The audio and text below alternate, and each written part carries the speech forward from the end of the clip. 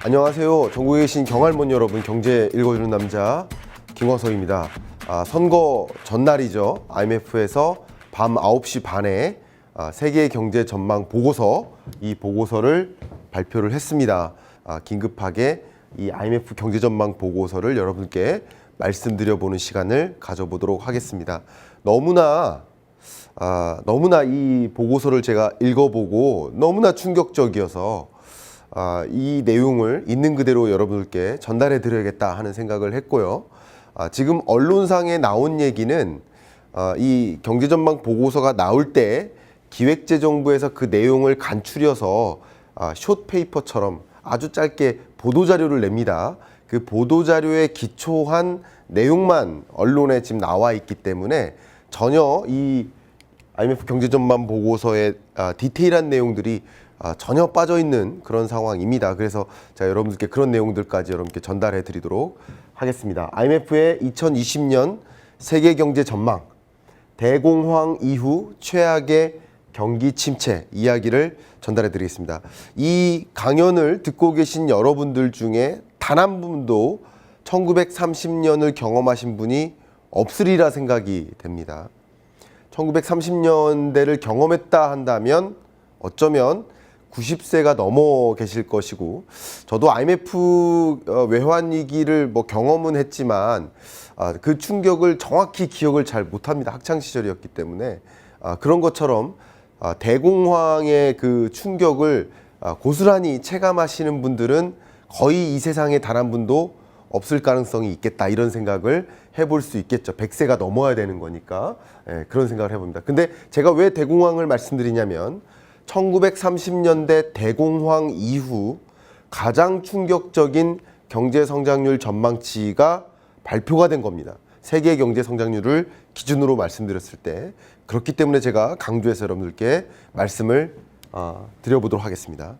세계 경제 전망 보고서, IMF의 전망 보고서가 나올 때마다 이 경제 연구자들은 굉장히 심도 높게 그걸 들여다봅니다.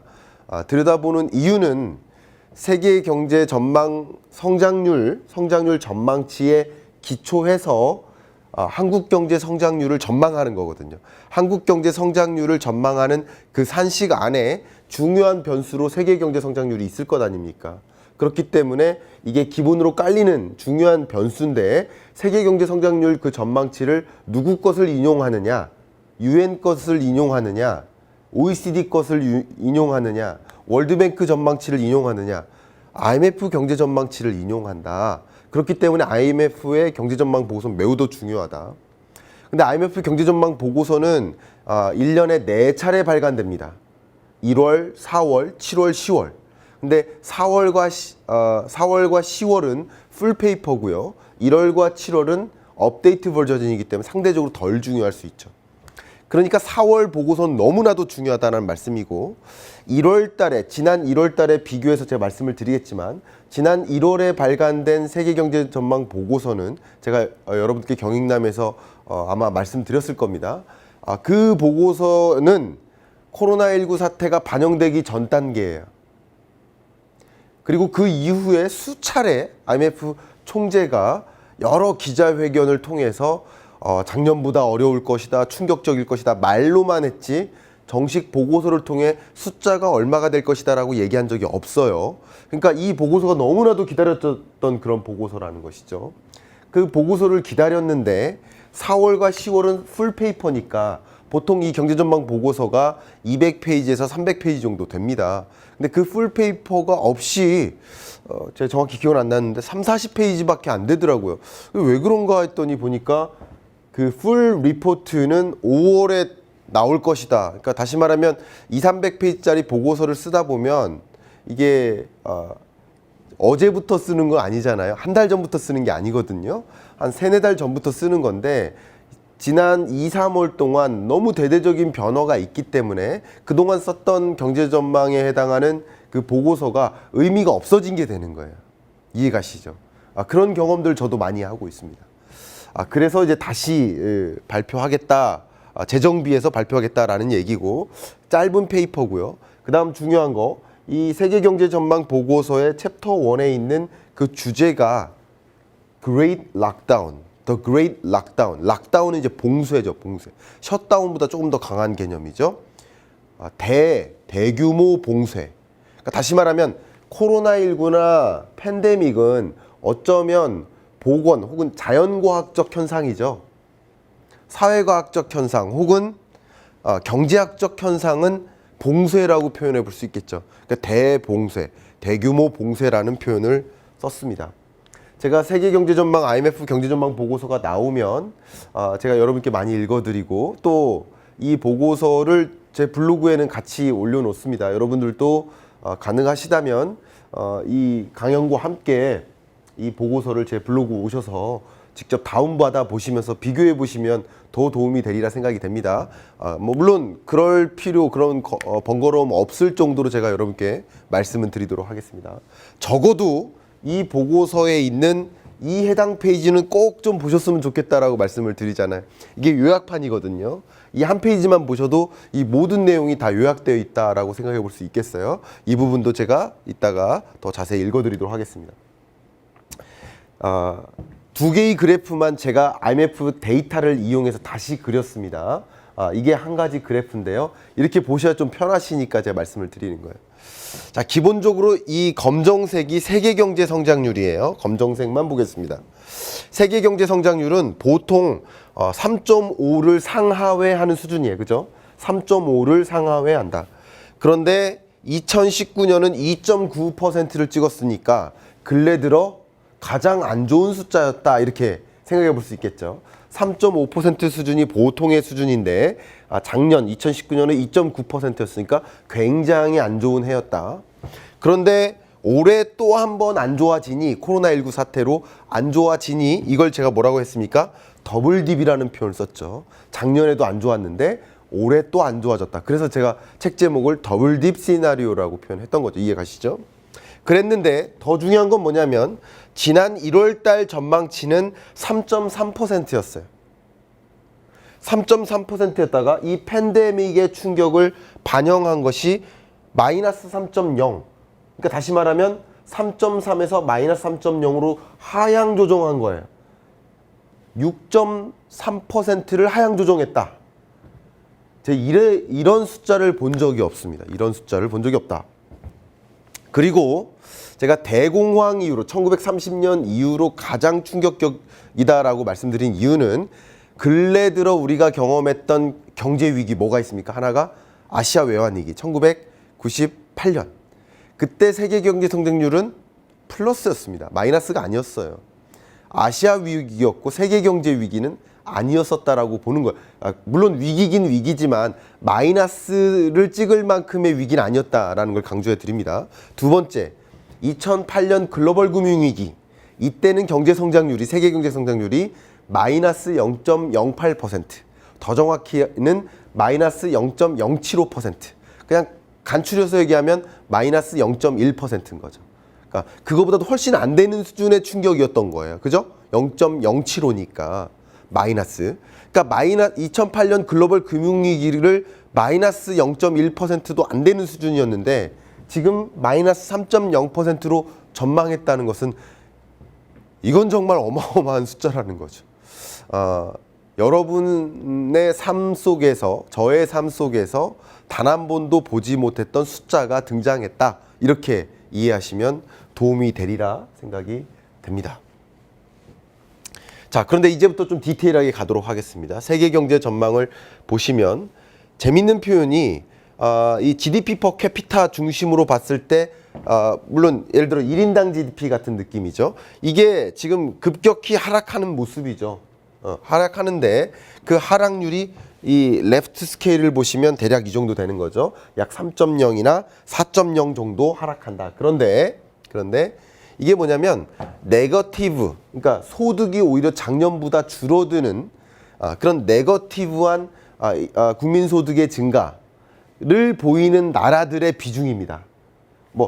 그래도 그나마 작년보다 증가하는 나라가 있고 작년보다 감소하는 나라가 있을 텐데, 그러니까 감소하는 일은 굉장히 드문 일이라는 걸 이미 강조해 드렸어요. 마이너스를 찍는 건 굉장히 이례적인 일이다. 마이너스를 찍을 가능성이 굉장히 드물다 이렇게 말씀을 미리 드렸습니다.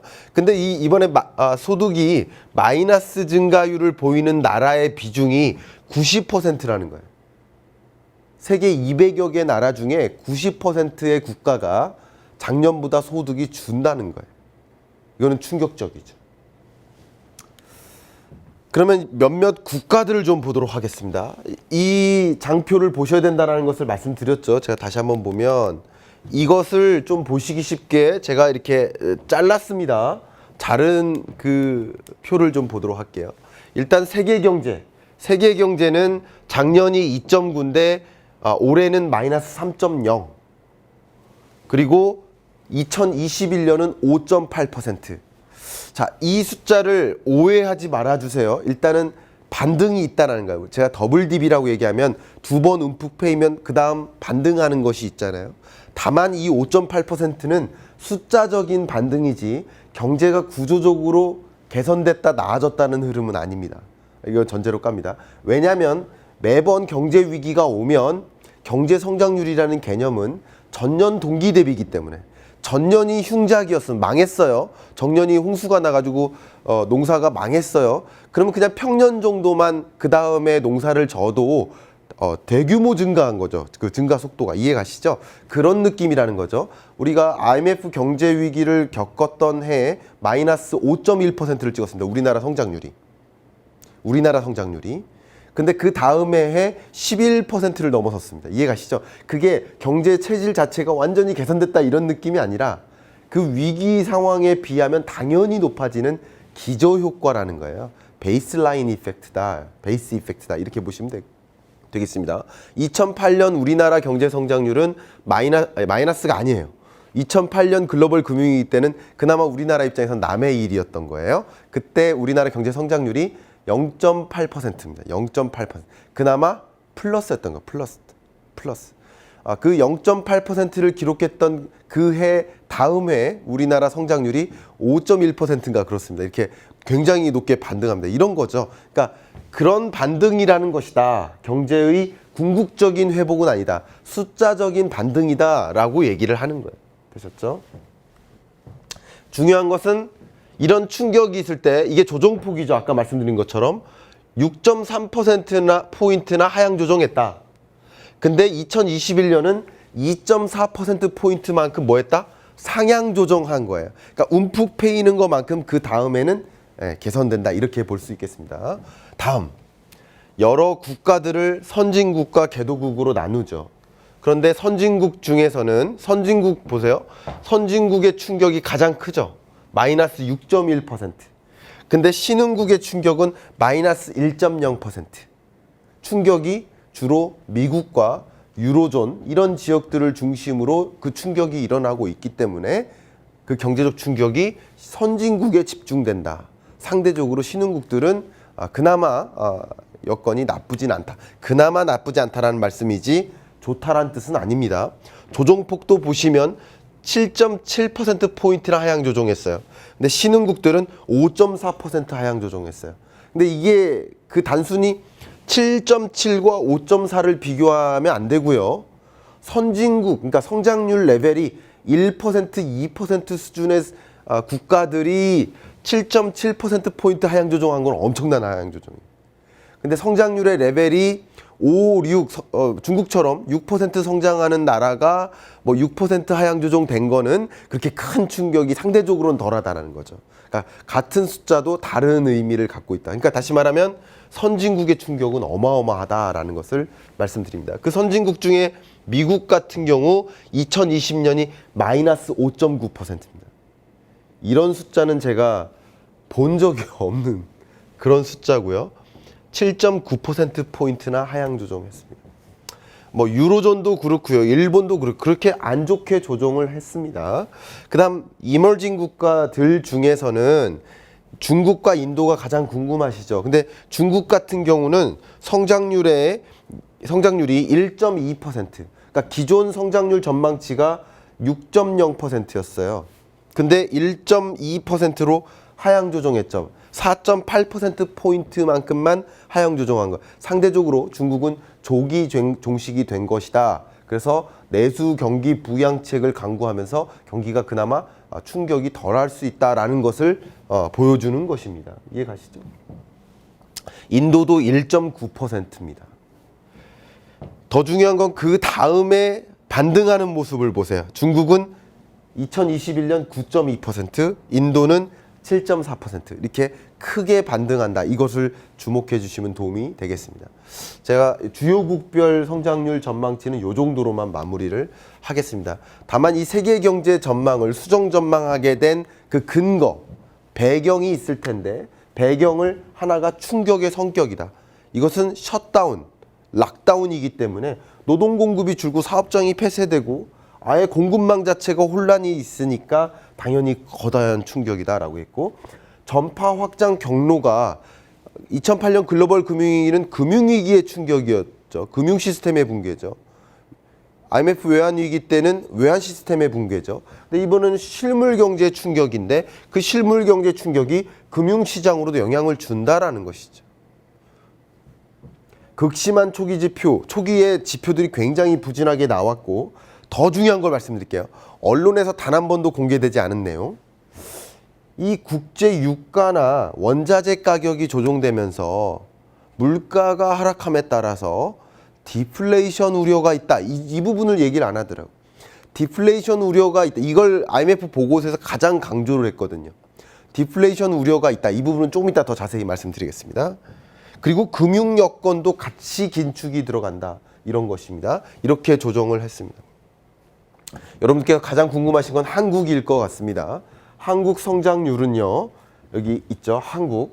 한국은 마이너스 1.2%.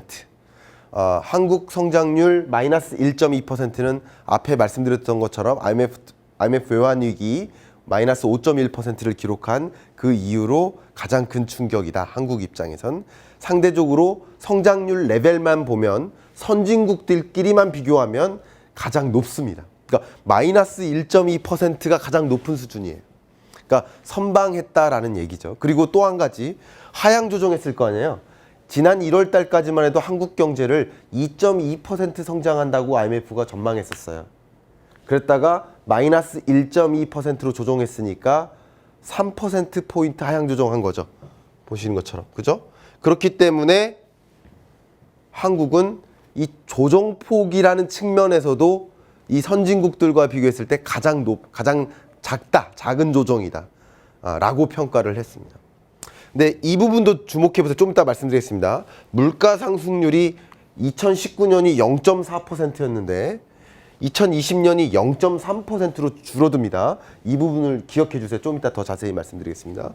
한국이 왜 그래도 선방했느냐라는 것에 대해서 IMF 미션 단장이 뭐라고 표현했냐면 comprehensive approach, 정말 전방위적으로 적극적으로 대응을 했기 때문이다. 검사를 적극적으로 한다든가 이런 거죠. 그리고 어떤 표현을 했냐면 굉장히 긴급하게 경제 정책들을 동원했다. 재정 정책과 통화 정책을 긴급하게 이행을 했다. 이런 부분에 대해서 굉장히 크게 칭찬을 합니다. 다만 한국은 보시는 것처럼 뭐라 되어 있습니까? 한국은 굉장히 degree of openness, 개방되어 있는 나라이기 때문에, 개방 경제 체제이기 때문에 그 충격을 고스란히 받을 수밖에 없다라고 얘기합니다. 왜? 왜냐하면 그 외부의 수요, 대외 수요가 크게 줄기 때문에, 그죠? Very weak external demand. 외부 수요가 굉장히 크게 줄어들기 때문에 그 충격이 고스란히 오픈되어 있기 때문에 고스란히 받을 수밖에 없기 때문에 그래서 마이너스다. 한국은 그래도 선방했다. 이런 이야기를 하는 것이라고 볼 수 있겠습니다. 다음 IMF 경제전망 보고서 상에서 강조하고 있던 두 가지 이야기를 이슈를 들어드리도록 하겠습니다. 그 이슈 첫 번째가 바로 디플레이션 우려입니다. 제가 앞에 말씀드렸던 것처럼, 자 보시는 것처럼 커머디티 프라이스가 다 떨어집니다. 왜요? 대외적으로 수요가 줄어드니까요. 공장 가동이 줄어들잖아요. 항공기 선박 운송량이 줄어들잖아요. 수출이 침체되니까 그렇겠죠. 그렇기 때문에 오일, 내추럴 가스, 메탈 이런 원자재 가격이 어떻게 된다? 이 기점으로 하락해 왔다. 그리고 앞으로도 하락할 것이라고 전망을 하는 거예요. 이 부분을 좀 보도록 하겠습니다. 이 여러 메터리얼, 원자재들이 있는데요. 원자재에는 기본적으로 에너지와 관련된 원자재가 있겠죠. 그러니까 오일이라든가 가스라든가 이런 에너지, 석탄 이런 것들, 그런 것들도 원자재고요. 또 한 가지 분류의 에너지 외에 또 다른 분류의 원자재 하면 금속 같은 게 있겠어요. 금속이나 광물 같은 거, 그죠? 구리, 철, 납, 아연 이런 게 다 원자재입니다. 그 다음 또 다른 중요한 원자재가 농식품이에요. 예를 들면 옥수수, 그리고 대두를 콩이라고 했죠. 미중 무역 분쟁에서 얘기됐던 것 중에 이슈 하나가 대두였죠. 그러니까 원자재가 공급이 돼야 이게 사료를 만든다든가 빵을 만든다든가 밀도 포함이 되죠. 윗 이런 것들이 다 원자재입니다. 이해가시죠? 그럼 이 원자재를 이렇게 네 가지로 분류하는데 원자재 가격이 앞으로 어떻게 경제 충격으로 어떻게 된다? 이렇게 다 마이너스다. 대부분 마이너스다. 아라비카 커피만 왜 이렇게 증가하는지 저는 잘 모르겠습니다. 여기서 구체적인 설명을 안 했습니다. 커피를 더 많이 마시는 건가요? 그건 잘 모르겠습니다. 저도. 어쨌든 IMF는 이렇게 전망을 했습니다. 특히 브렌트유 같은 경우는 60% 하락할 것이다. 그 충격이. IMF는 이번 경제 충격, 기존 3.3%에서 마이너스 3.0으로 하향 조정한 이 충격을 어떻게 계산을 했냐면 그 계산이 9조 달러입니다.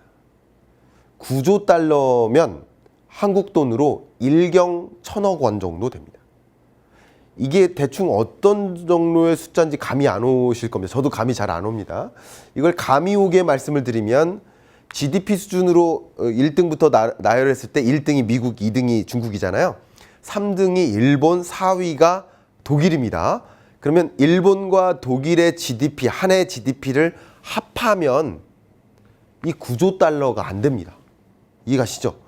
결국 이 경제 대국 3, 4위국의 GDP가 없어지는, 한 해 GDP가 없어지는 그 이상의 충격이라고 얘기를 하는 거예요.